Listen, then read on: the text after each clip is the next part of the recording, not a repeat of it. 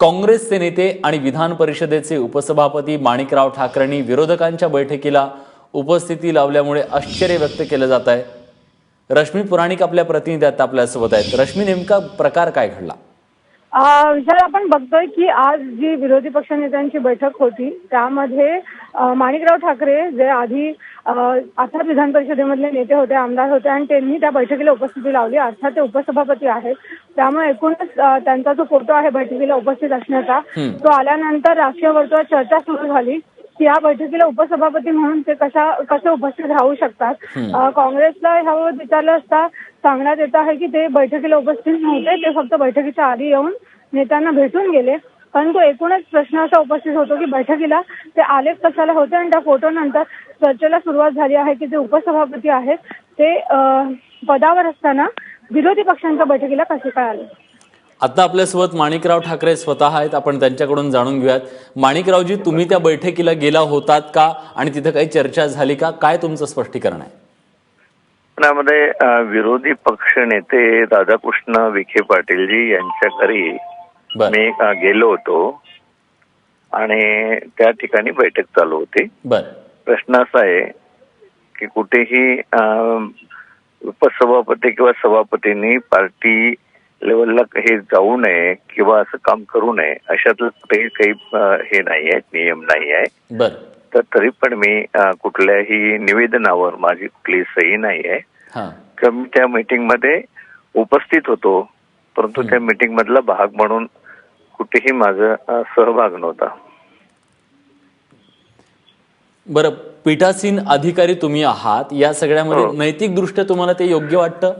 नाही, यामध्ये विधिमंडळाच्या अंतर्गत विधिमंडळ प्रिमायसेस मध्ये पक्ष विरहित भूमिका माझी राहणार आणि आतापर्यंत तशीच भूमिका राहिलेली आहे। पण विधिमंडळ परिसराच्या बाहेर मी पार्टी मधल्या कुठल्या ऍक्टिव्हिटीज मध्ये भाग घेऊ शकतो असं कुठेच नाही की मी भाग घेऊ शकत नाही, हे स्पष्ट आहे। आणि यापूर्वी रासू गवळी साहेब ऑल इंडियाचे आरपीआयचे अध्यक्ष होते, ते सुद्धा सभापती राहिलेत, उपसभापती राहिलेत। ते सगळे मोर्चामध्ये जायचे, पक्ष ऍक्टिव्हिटीज मध्ये भाग घ्यायचे। असं कुठेही हे नाही आहेत की जे उपसभापती सभापती आहे त्यांनी पार्टीच्या लेवलच्या याच्यामध्ये भाग घेऊ नये, असं कुठेच नाही आहे। तरी पण विधिमंडळाच्या संदर्भातला विषय असल्यामुळं मी कुठल्याही निवेदनावर अशा प्रकारची माझी सही नाही आहे जे गटनेत्यांची बैठक होते त्यावर। रश्मी पुराणिक आपल्या प्रतिनिधी आता आपल्यासोबत आहेत, त्या तुम्हाला काही प्रश्न विचारू इच्छित? विचारा। माणिकरावजी, प्रश्न असा आहे की उद्यापासून अर्थसंकल्पीय अधिवेशन सुरू होत आहे। बैठक ही अधिवेशनासाठीच होती, आपल्याला देखील माहिती होतं बैठकीचा हेतू काय आहे आणि आपण आता उपसभापती आहात, आपण पीठासीन अधिकारी आहात, आपल्याला माहिती होतं की बैठक कशासाठी आहे। त्यामुळे अर्थातच आपण तो दावा करतोय की पक्षाच्या कामकाजात किंवा मी तिथे अजेंडावर कुठलीही सही केली नाही, हा दावा कोण ठरतोय आपला? कारण की ती पक्षाची बैठक होती आणि पीठासीन अधिकारी कशा पद्धतीने जाऊ शकेल? नैतिक दृष्ट्या बरोबर आहे का?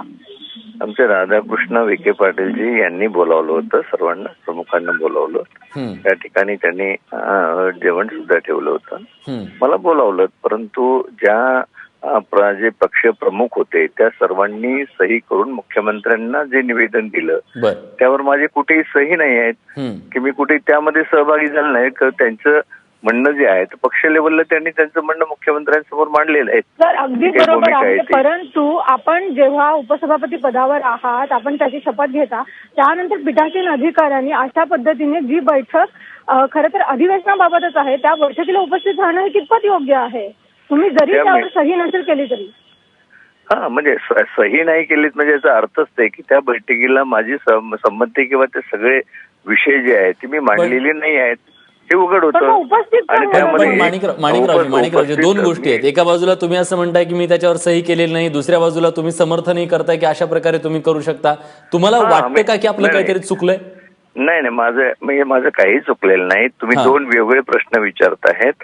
विधिमंडळाच्या संदर्भातली मीटिंग होती हे तुम्ही म्हणतायत, मी ते म्हटलं की मी त्या मीटिंग मधला हिस्सा नव्हतो। एक तुम्ही दुसरा विचारला की अशा प्रकारचं उपसभापती असताना पक्षस्तरावर काम करू शकतं का? मी ते सांगितलं की विधिमंडळ क्षेत्रामध्ये किंवा विधानसभेमध्ये विधान परिषदेमध्ये मी निरपेक्ष माझी भूमिका राहिलेली आहे, तीच राहणार आहे. नाही, ही भूमिका निरपेक्ष राहावी याच्यासाठीच खरं तर हा प्रश्न उपस्थित झालेला आहे. आता आपल्यासोबत संसदीय कार्यमंत्री गिरीश बापट आहेत, आपण त्यांच्याकडून जाणून घेऊयात. गिरीश बापटजी, ज्या पद्धतीनं आज माणिकराव ठाकरे तिथे गेले, त्यांनी उपस्थिती लावली, सही केली नाही असं ते म्हणतायत, पण एकूणच तुम्हाला हे पटतंय का? तुमची काय प्रतिक्रिया आहे? असं आहे की माणिकराव हे खूप सिनियर सदस्य आहेत, अनेक वर्षाचा त्यांना अनुभव आहे. विधान भवनामध्ये आणि एकंदर कामकाजामध्ये अनेक वेळेला नियमावली वेगळी असते, पण प्रथा परंपरा आहेत. प्रथा परंपरेमध्ये साधारणपणे आपण अध्यक्ष, सभापती, उपसभापती हे सगळ्या पक्षाचे असतात. ते कुठल्या एका पक्षाचं स्थान त्यांना नसतं आणि ते पीठासीन असतात, निर्णय प्रक्रियेमध्ये असतात. आणि म्हणून लोकशाहीत असं कुठेही असू नये की त्यांना एखाद्या पक्षाचं लेबल लावलं. माणिकराव काँग्रेसचे आहेत हे जगाला माहिती आहे, आम्हालाही माहिती आहे. पण आपण ज्या पदावर आता गेलो त्याच्यातले काही संकेत असतात, काही प्रथा परंपरा असतात. तर कायदा म्हणाल तर असं कुठे लिहिलेलं नाहीये, पण प्रथा परंपरेमध्ये असं आहे की साधारणपणे आपण राजकीय याच्यापासून बाजूला राहावं. ते पक्ष सोडावा असं त्याच्यातला विषय नाहीये, पण बाजूला राहावं. आणि हा एक आदर्श याच्या आधी घालून दिलेला आहे अनेक लोकांनी. कधीतरी एखाद्या अधिवेशनात पक्षाच्या बाहेर विधान भवनाच्या जेव्हा होतं तेव्हा उपस्थिती असली तर एक वेळ समजू शकतो.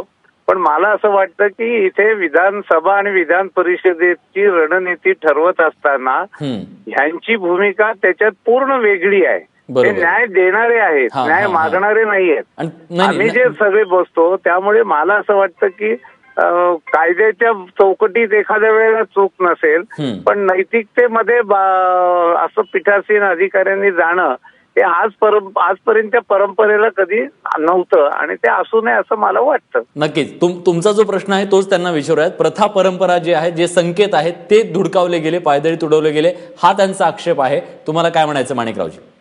त्यामध्ये प्रथा आणि परंपराचा विषय त्यांनी केलेला आहे. आणि प्रथा परंपरा मी आपल्याला सांगितलेलं आहे की जी प्रथा पडलेली आहे, रासू गवई साहेब ऑल इंडिया आरपीआयचे अध्यक्ष होते, परंतु विधानसभेवर मोर्चा जात असताना त्याच्यामध्ये ते सहभागी होते.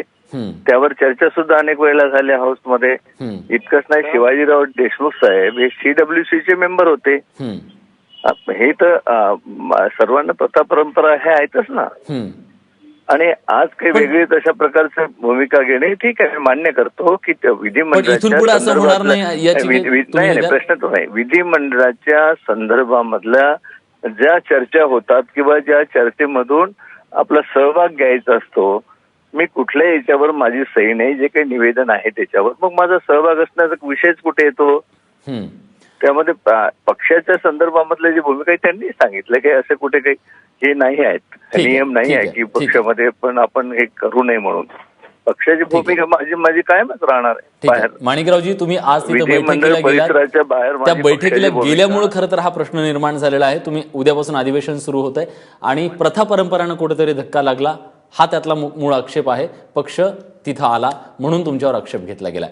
धन्यवाद, तुम्ही या सगळ्या संदर्भात प्रतिक्रिया दिलीत, आपलं म्हणणं मांडलं. त्याचबरोबर गिरीश बापट संसदीय कार्यमंत्री आता आपल्यासोबत होते, त्यांचेही धन्यवाद. आणि आपल्या प्रतिनिधी रश्मी पुराणिक त्या देखील आपल्यासोबत होत्या. या सगळ्यांचे धन्यवाद. बुलेटिनमध्ये आपण एक छोटासा ब्रेक घेतोय. बघत राहा ABP माझा.